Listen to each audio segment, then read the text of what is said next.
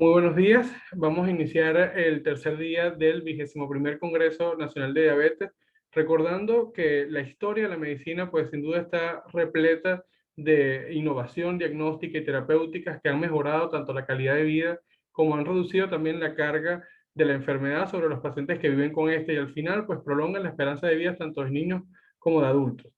Además, pues algunos de ellos han logrado captar la imaginación y personifican lo que significa la investigación clínica en la medicina actual. La historia de la insulina y de la diabetes sin duda es una de esas historias que tanto los eventos como las personas y las anécdotas que rodearon el descubrimiento de la insulina como una terapia eficaz cerca del año 1921, hace ya 100 años, pues es una de esas historias. Y hoy vamos a iniciar este bloque del 21º Congreso Nacional de Diabetes hablando sobre los 100 años de historia y evolución de la insulina y luego lo enlazaremos con los nuevos análogos basales y el inicio de la coformulación como un elemento de mayor expansión del uso que reconocemos para el día de hoy de la insulina. Para iniciar, pues vamos a mostrarles la agenda que preparé para ustedes. Vamos a hablar un poco sobre la diabetes como una concepción que venía ligada siempre desde su fisiopatología hasta la terapéutica con la insulina. Luego vamos a hacer una revisión de la historia que está cargada de lesiones y buena suerte inesperada sobre la insulina, desde Brown Sequard hasta Elliot Joslin, y posteriormente vamos a tratar de debatir sobre quién fue el que descubrió realmente la insulina. Hablaremos acerca del Grupo de Toronto y la era de la masificación del uso de la insulina, y luego hablaremos sobre la evolución de la misma, desde la insulina regular a la insulina ICODEC y los nuevos análogos basales de insulina que tenemos disponibles. La evidencia actual que tenemos disponible desde los estudios Edition de insulina glargina U100 versus insulina glargina U300, los estudios Begin de insulina glargina U10, U100 versus insulina de Gludec y la insulina de Gludec más FIAS como la evolución de las insulinas premezcladas a la insulina bifásica. Finalmente vamos a hablar acerca de la coformulación, que vendría siendo quizás el futuro de la terapia para la insulina, y hablaremos acerca de lo que tenemos en el presente, que es la combinación o coformulación de insulinas basales más análogos de receptor de GLP-1, y el futuro de los coformulados con análogos de receptores GLP-1, insulina o URLI, análogos del receptor de la amilina. Y finalmente hablaremos sobre la coformulación con proteínas de fusión. Para finalizar, pues discutiendo sobre cuál ha sido el mayor impacto en la humanidad desde el descubrimiento de la insulina. La diabetes como enfermedad ha estado ligada al diagnóstico, a la aparición de la insulina desde el diagnóstico, su fisiopatología y al tratamiento. Desde su descripción inicial por Lanzerud en el año 1888, pues describía que la diabetes tenía quizás dos fenotipos clínicos. La diabetes magre, que se caracterizaba por pacientes jóvenes, delgados, desesperadamente enfermos y que en menos de un año ya habían fallecido. Y la diabetes gras, que era invariablemente ricos y gordos. Finalmente, pues el doctor Grant Batten en el año 1921 viene a modificar esa concepción de la diabetes, pero mantiene la concepción binaria de la misma, haciendo referencia a su descubrimiento, a la insulina. Y viene a reclasificar la diabetes entonces llamándola ahora diabetes insulino requiriente y diabetes no insulino requiriente, haciendo la salvedad de que habían pacientes insulino requirientes que no se comportaban como aquel paciente magre o flaco que hacía referencia anteriormente Lancerux, y sino que estos pacientes podrían ser indiferentemente flacos u obesos. Hasta la concepción que conocemos actualmente de la diabetes, que ya es la diabetes de precisión, que bien la doctora Gesne Aure en el primer día del Congreso nos hizo una introducción sobre este tema, pues básicamente vino a abrir el abanico de posibilidades y entender a la diabetes como un fenómeno mucho más heterogéneo, que necesita de nuestra intervención para hacer un tratamiento adecuado y una medicina de precisión o personalizada para el manejo adecuado de esta condición. Reconociendo entonces cuál ha sido el impacto en el diagnóstico de la diabetes, su historia es mucho más aleccionadora para lo que hacemos vida en este campo, en la diabetes. Básicamente, desde antes, a finales del siglo XIX, el doctor Sequard ya había hecho una descripción inicial acerca de las glándulas vasculares, haciendo referencia a las secreciones internas del páncreas, que era responsable de controlar los niveles de glucosa. Cercano a la descripción del doctor Sequard, el doctor Mikonsky hacía referencia a que en los pacientes que se le practicaba pancreatectomía aparecía la glucosuria y que el páncreas era el sitio de secreción de una sustancia contra la diabetes.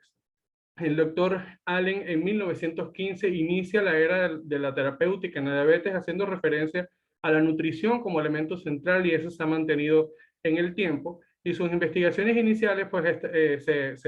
establecieron en una dieta severa, baja en carbohidratos, baja en calorías y ayuno prolongado, que se correlacionaba también con una pérdida de peso en el paciente y una calidad de vida quizás un poco deteriorada, pero era la única forma de prolongar la expectativa de vida de esos pacientes con reciente diagnóstico de diabetes en ese momento, que llegaba a ser a no más de un año después del diagnóstico.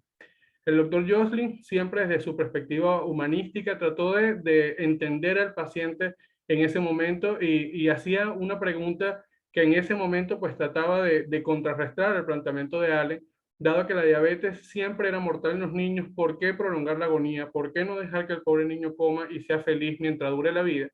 Porque la cura para la diabetes podía estar disponible dentro de un año. Y tal cual como lo decía el doctor, no en un año, pero unos 4 años después vino el descubrimiento de la insulina. Una de las historias que quizás vino a mostrarle al mundo el impacto del descubrimiento de la insulina fue la historia de Elizabeth Hood, que era básicamente una paciente con diabetes tipo 1 que fue diagnosticada a la edad de 6 años y que tras 4 meses del diagnóstico había perdido aproximadamente 17 kilos. Pesaba inicialmente 37 kilos y había llegado a pesar, después del inicio de la dieta por el doctor Allen, baja en carbohidratos y una dieta muy restrictiva, pues había llegado a pesar 20 kilos a la edad de 8 años. El doctor, esta paciente, que era la paciente Elizabeth Hood, era hija de Charles Hood, que era un candidato estadounidense en ese momento, y en función a su poderío político, pues impulsó el estudio de la diabetes y la investigación en la diabetes para tratar de beneficiar pues también a su hija.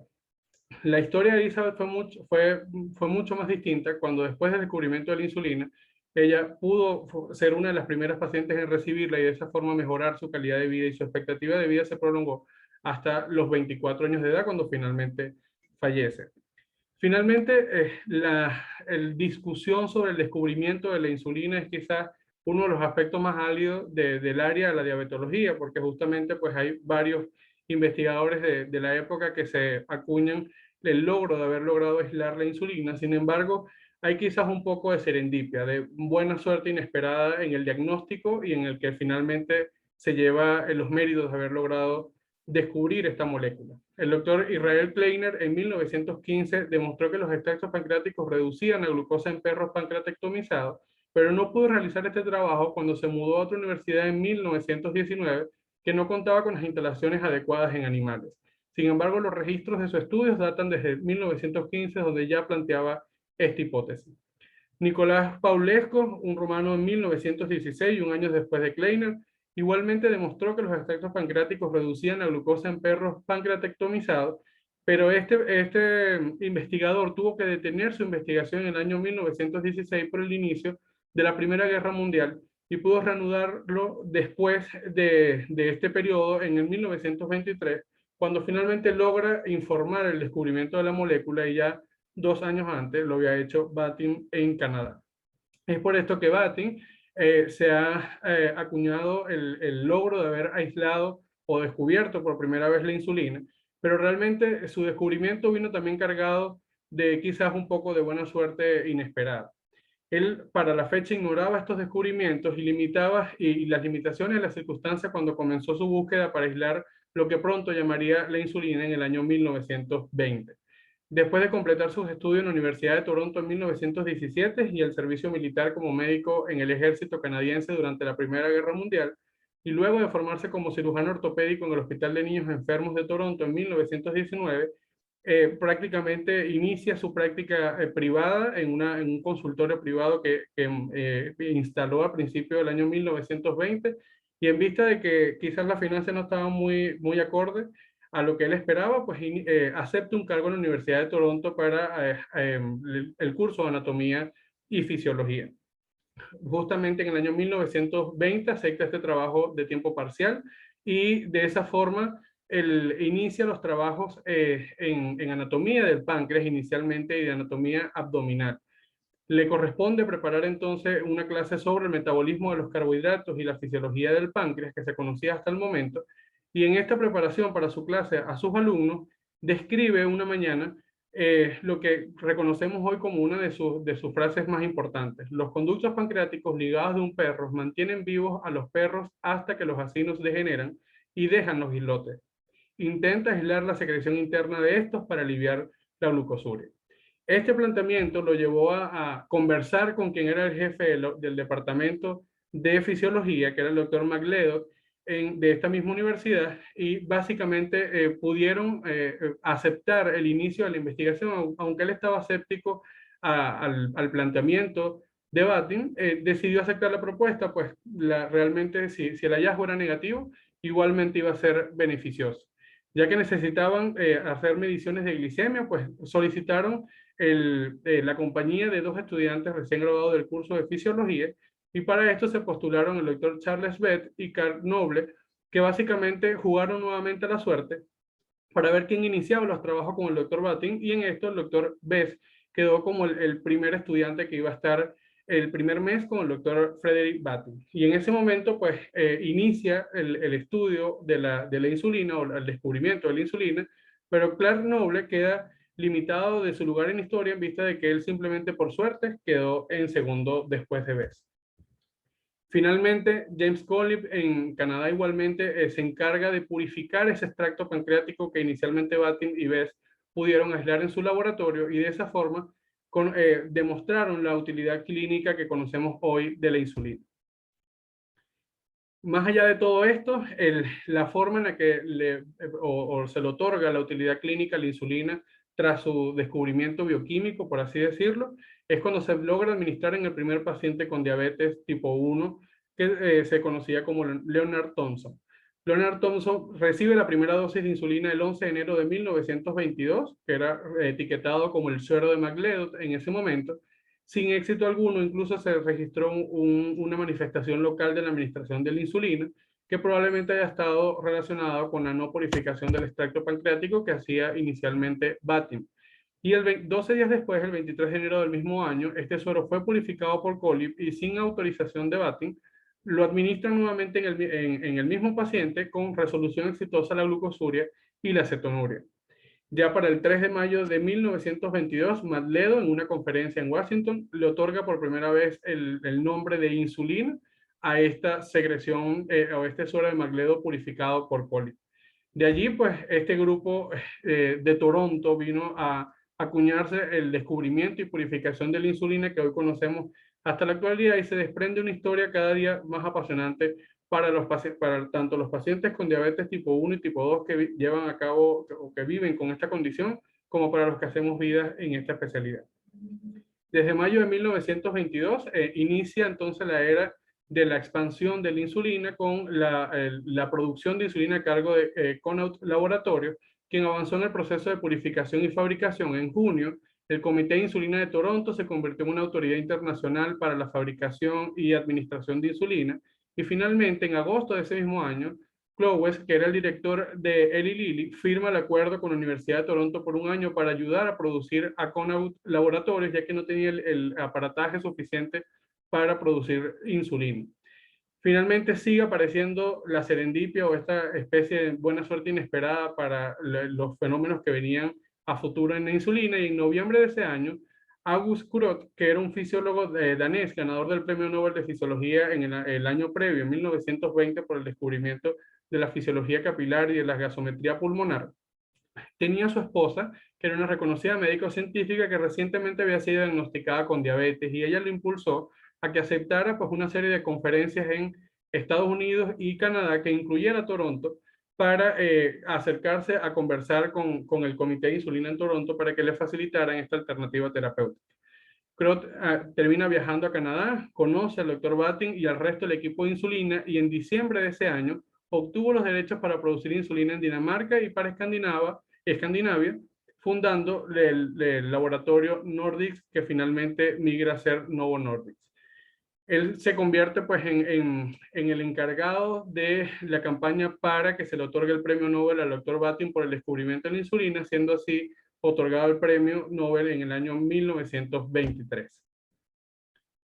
Finalmente, en ese momento, en Navidad del año 1922, el doctor Elliot Joslin, que había sido un emblemático y sigue siendo un emblemático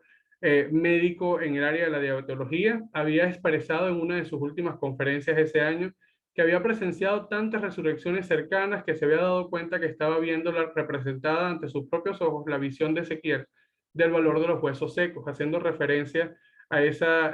metáfora de la Biblia acerca de cómo podemos recuperarnos de la muerte, ¿no? Por así decirlo, tras la invasión del ejército babilón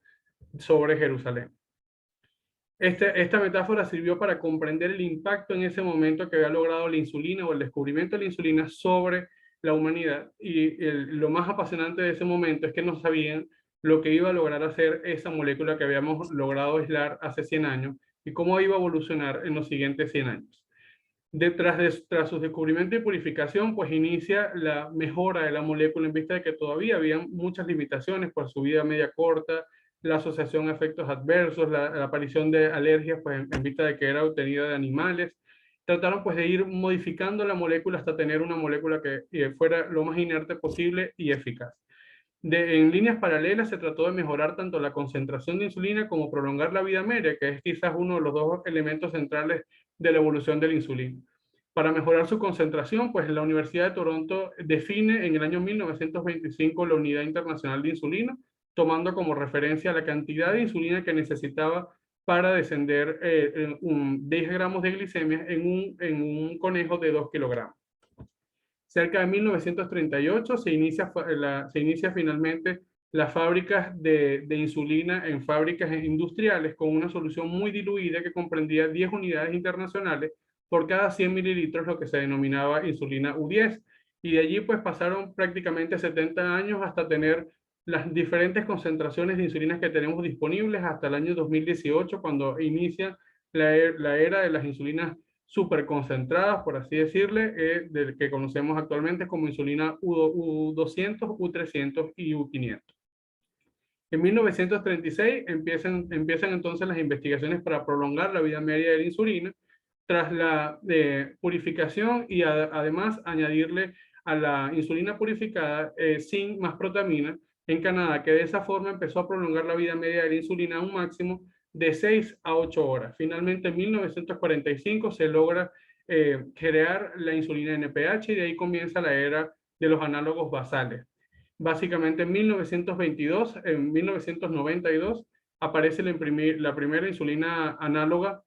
basal, que es la insulina glargina, y finalmente en 1996 aparece la insulina de Temir, en el 2014 la insulina de Gludec, y finalmente recientemente hace un año la insulina Icodec, que vamos a discutir un poco más adelante. Tras la purificación, aislamiento, mejora de su calidad de vida y mejora de la concentración de la insulina, se han propuesto múltiples modelos para tanto la administración como mejorar la forma de administración de insulina. Y básicamente los nuevos análogos de insulina que se reconocen para esta fecha se pueden clasificar en nuevos parenterales y otros tipos de insulina. Los nuevos parenterales los podemos clasificar a su vez en rápidos y basales. Dentro de los rápidos tenemos la insulina Lyumjev y la insulina FIAPS, y la insulina basal es la insulina Icodec, que ya previamente les mencioné. Dentro de los otros análogos basales tenemos entonces la insulina inhalada, que lleva su nombre comercial Afrezza. Dentro de las insulinas orales y las insulinas inteligentes, este es quizás el aspecto más prometedor de la administración de insulina, pero que hasta el momento están no comercializados. Para iniciar hablando sobre los nuevos análogos basales, podemos entender entonces que desde el año 2019 se clasifican los análogos basales en función a su generación, y en primera generación vamos a tener aquellos análogos que tienen una vida media menor a 24 horas y que se asocian de cierta forma con ganancia de peso, y en este grupo vamos a tener insulina glargina U100 e insulina de Temir. Las insulinas, a los análogos basales de segunda generación van a ser la insulina glargina U300 y la insulina de Gludec, que se caracterizan por tener una vida media mayor a 24 horas y un menor impacto sobre el peso, y la tercera generación, cuya vida media debe ser entre 5 y 7 días, y en este grupo solo vamos a tener la recientemente incluida insulina de Gludec, insulina Icodec. Para hacer un abordaje acerca de la nueva evidencia o la evidencia actual sobre las insulinas basales de primera y segunda y tercera generación en comparación con la primera generación, los estudios Edition es quizás uno de los estudios con más tiempo de ejecución, que vinieron a comparar la insulina glargina U100 versus la insulina glargina U300. Y básicamente las modificaciones que sufrió esta estructura fue la modificación del último aminoácido de la cadena alfa de la insulina, de una glicina finalmente en la cadena beta igual se modifica, se asocian dos argininas a la treonina final de la cadena beta. Y estas modificaciones estructurales le otorgan una vida media más larga a la insulina y una mayor concentración en una menor dilución. Básicamente se apoyaron en el diseño de los estudios de Edition, que era un estudio, o fueron múltiples estudios aleatorizados, distribuidos o emparejados uno a uno, uno para glargina U100, uno para glargina U300, abiertos de grupos paralelos multinacional, y el programa Edition incluyó un total de 7 estudios. Al final se incluyeron un total de 3.680 participantes y fueron aleatorizados, igualmente pareados uno a uno. Un grupo iba a recibir Toujeo más antidiabéticos orales más insulina con la comida, y el otro grupo iba a recibir insulina Lantus más antidiabéticos orales más insulina con la comida, demostrando no inferioridad de Toujeo versus Lantus en reducción de hemoglobina glicosilada, que era el punto final primario para todos los ensayos. Los estudios Edition, pues el programa Edition se dividió igual para pacientes con diabetes tipo 1 y diabetes tipo 2, y estos a su vez tenían un diseño totalmente distinto en función a la comparación con antidiabéticos orales o combinación de antidiabéticos orales que incluían metformina más inhibidores del DPP4 más tiazolidindionas o sulfonilurea, y finalmente es en combinación con insulinas pandriales. Como ven en la gráfica, la insulina Toujeo tiene un comportamiento un poco más estable y menos variabilidad glicémica, incluido con el anti, y una vida media mucho más larga que puede llegar a ser incluso de 30 a 36 horas. De manera de resumen, en comparación, cuando comparamos insulina glargina U100 versus insulina 300, tienen un control similar glucémico,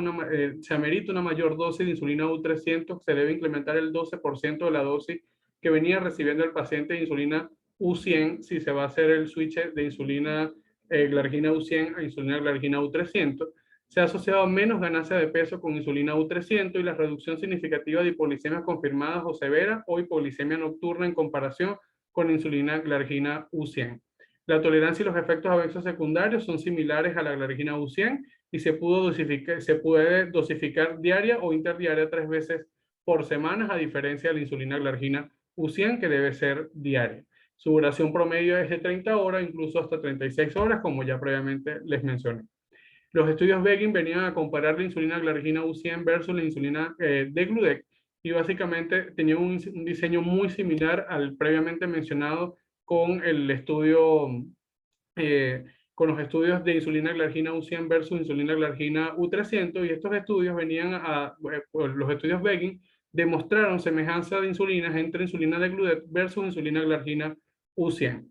El 20% de una reducción del 20% de eventos hipoglicémicos, especialmente nocturnos, se demostraron para la insulina degludec versus la insulina glargina U100. Además, la insulina degludec mejora la glicemia en ayuno, su dosificación es más flexible, requiere una dosis menor de insulina, se debe reducir el 20% de la dosis de insulina glargina U100 que viene recibiendo el paciente si se va a switchar a degludec. Se dispone en dos formulaciones, insulina U100 y U200, y ofrece una liberación de insulina más consistente. Se puede dosificar diaria o interdiaria, ya que su vida media llega a ser incluso de 36 horas, y su duración de acción es hasta 40 horas, lo máximo que se ha logrado registrar. La seguridad cardiovascular es similar, según los datos reportados recientemente en el año 2018 por el estudio de BOT, en comparación con insulina glargina U100. Y no tiene beneficios sobre el peso, que sí lo ha logrado demostrar la insulina glargina U300. Las insulinas bifásicas vienen a ser quizás la evolución de la insulina premezcla, y se los incluyo porque, bueno, es un nuevo análogo basal en combinación con una nueva insulina ultra rápida, que es la insulina degludec más Fias, que viene pues a otorgar mucha más flexibilidad para el control de esos pacientes con diabetes tipo 2 y diabetes tipo 1 que ameriten insulinización. En este estudio pues se iniciaron insulinas en pacientes que no habían recibido insulina previamente, tratados con diabetes tipo 2 y antidiabéticos orales, comparando degludec más Fias versus insulina NPA más insulina Sparta en relación 30-70. En función a esto, pues en forma de resumen, podemos entonces concluir que la insulina de Gludet más Fiasp se asocia a 67% menos de ratas de hipoglicemias nocturnas confirmadas versus la insulina bifásica Spar 30. Ofrece un control similar de hemoglobina glicosilada que se observa tanto para ambas insulinas comparadas de Gludet más Fiasp más la bifásica 30. La hemoglobina glicosilada disminuye el 6,7% en ambos grupos. Sin embargo, es importante notar que el mismo control glucémico se alcanza con el 13% menos de dosis de insulina de Gludet más Fiasp. O sea que el beneficio que se ha podido demostrar hasta este momento con la bifásica versus la premezcla es que la bifásica amerita menos dosis que la insulina premezcla. Ya habiendo hecho una revisión acerca de cómo, de las nuevas insulinas basales y las nuevas coformulaciones que tenemos disponibles, la coformulación es quizás un elemento central para el futuro de la investigación en la insulina y prácticamente en la terapéutica general para la diabetes en los próximos 100 años. Básicamente se han descrito pues, la coformulación entre insulinas con análogos de receptor de GLP-1 y más recientemente con análogos del receptor de amilina y las proteínas de fusión del receptor de GLP-1 que vienen a ser una mezcla entre la coformulación y la inmunoterapia interesante de conversar. Tenemos entonces un presente en la coformulación que ya incluso está presente desde el año 2014 con la aparición de insulinas basales, la combinación o coformulación de insulinas basales más análogos de receptor de GLP-1. Sultofi es la primera marca comercial que se registró en este campo, que inició en el año 2014. Es una combinación de insulina de Gludet más el liraglutide como análogo del receptor de GLP-1. Tiene pues sus dos nombres comerciales que conocemos, liraglutida Victoza y básicamente su combinación con Degludec es expresiva, ya que los otros nombres comerciales de liraglutide no están disponibles en coformulación. La coformulación Ideglira está aprobada en 34 países para el año 2014 y su programa clínico fue aprobado con un total de 3.500 pacientes. Esto viene en una combinación fija de por cada 100 unidades de insulina de Gludet hay 3,6 miligramos de liraglutide por mililitro y la dosis de inicio en estos pacientes debe ir desde 16 unidades por día hasta 50 unidades por día. Se debe iniciar una dosis de 16 unidades una vez al día y titular la dosis 2 unidades cada 3 o 4 días hasta que la glicemia en ayuna del paciente alcanza la meta y la máxima dosis que se puede administrar es de 50 unidades de Degludec más 1,8 miligramos de liraglutide, ya que viene en una proporción fija de 1 unidad de Gludet por cada 0,036 miligramos de liraglutide. Finalmente, pues podemos resumir los hallazgos de seguridad cardiovascular y los estudios a largo plazo de coformulados de insulinas basales con liraglutide, ya que se ha podido demostrar un sinergismo y beneficio clínico de ambos componentes con significativa reducción de hemoglobina glicosilada versus todos los comparadores. Incluso tiene el porcentaje de reducción de hemoglobina glicosilada más alta reportada, que llega a estar en 2,1 en los diferentes estudios, entre 1,8 y 2,1 de reducción de hemoglobina glicosilada a los 3 meses de haber iniciado el tratamiento. Hay un 60 a 80% de los pacientes que logran la meta de hemoglobina glicosilada mayor al 7% tras un año de tratamiento con el coformulado de insulina basal más liraglutide, mejora la glucemia postprandial y la insulina basal, amerita una menor dosis de insulina versus la insulina basal. Igualmente se ha asociado a menos ganancia de peso que la insulina basal y además tiene un simple algoritmo de titulación, lo que facilita la toma de decisiones por el paciente. La otra coformulación disponible es la combinación de insulina glargina U300 más lixisenatide, que está aprobada desde el año 2015 y igualmente ha demostrado un sinergismo de efectos en la combinación y es la primera mezcla fija de combinación de insulina basal más GLP-1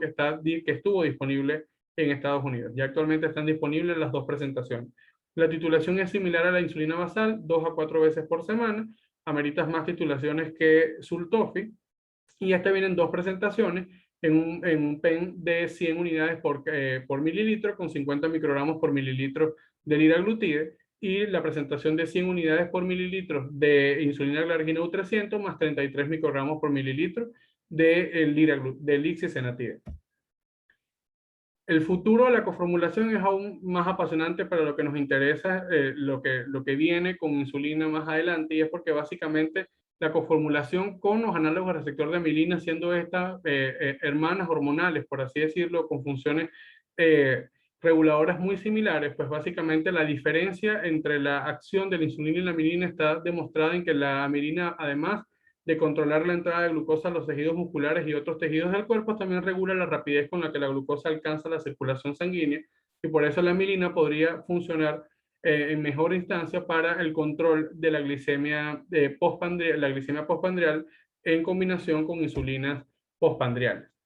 Básicamente, la combinación de análogos de receptor de amilina se ha descrito a través de dos fármacos, el pramlitide y el cangrilitide, en asociación con insulina URLI para diabetes tipo 1. Ya hay un ensayo clínico en fase 3 que está registrado en la base de datos nacional de Estados Unidos en ejecución, y sus resultados se esperan para finales del año 2022. Y la combinación de cangrilitide con semaglutide tiene un estudio reportado en fase 1 con diabetes tipo 2 y obesidad, con una reducción del índice de masa corporal de 17,1%, siendo el porcentaje de reducción total de masa corporal más alta reportada hasta la fecha. Sin embargo, el estudio de fase 2 aún está en ejecución y se esperan sus resultados para marzo del año 2022. Finalmente, la coformulación y la inmunoterapia viene a ser un campo mucho más amplio, y para esto pues se han generado anticuerpos humanizados contra el receptor del análogo receptor de GLP-1 con una fracción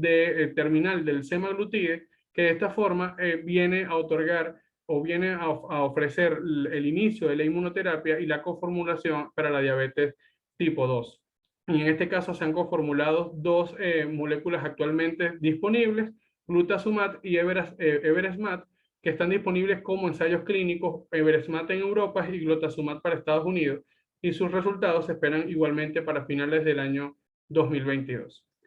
Más allá de todo lo que hemos recorrido desde su historia, la coformulación, la aparición de incluso inmunoterapia probable para los pacientes con diabetes tipo 2 y diabetes tipo 1, y el reconocimiento de la mejoría de la estructura de la insulina tras sus 100 años de descubrimiento, el mayor impacto que puede tener el descubrimiento de la insulina está en quienes los padecen, ¿no? Y si consideramos una estimación aproximada de la prevalencia de diabetes tipo 1 para 1922, que era aproximadamente el 0,15% de la población, de estas personas, y que cada persona tratada con diabetes tipo 1 pudo haber llegado a tener un promedio de 1,5 hijos por generación,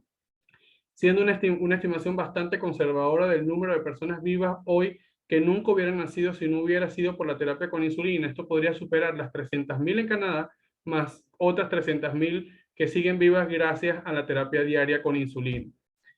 Más allá de esto, pues tras sus 100 años de descubrimiento, la terapia con insulina continúa beneficiándonos de sus efectos, incluso mientras continúa evolucionando como terapia en respuesta a la creatividad y al ingenio humano. Muchísimas gracias.